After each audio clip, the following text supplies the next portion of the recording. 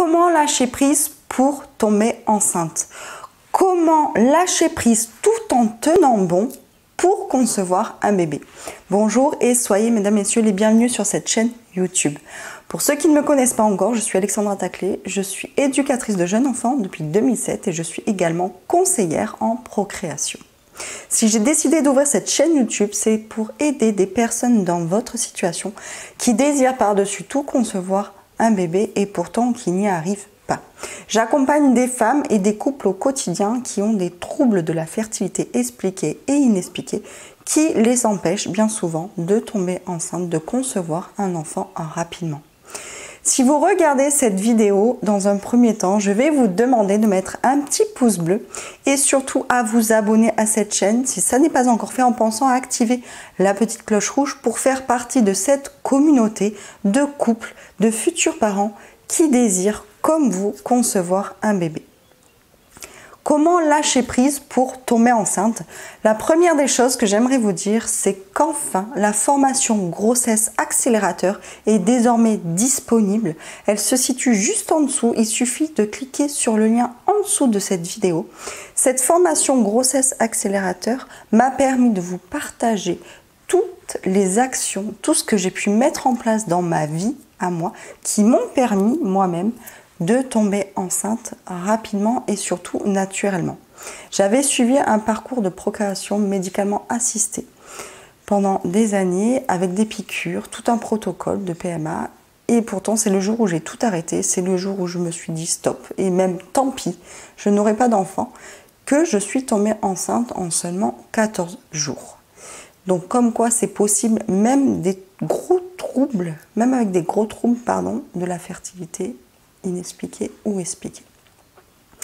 Donc la première des choses que j'aimerais vous transmettre, c'est qu'il va falloir que vous appreniez à avoir d'autres projets que celui de tomber enceinte. Il va falloir que vous preniez votre vie professionnelle en main, il va falloir que vous preniez votre vie personnelle en main, que ce soit des projets de vacances, que ce soit des projets professionnels de faire une nouvelle formation, passer un nouveau diplôme.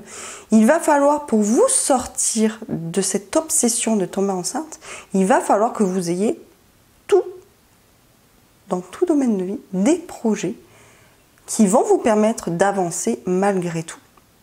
La deuxième des choses que j'aimerais vous transmettre, c'est qu'il va falloir que vous fassiez l'amour non pas pour concevoir un bébé, mais simplement pour faire l'amour et pour partager un instant d'osmose et d'alchimie avec votre partenaire.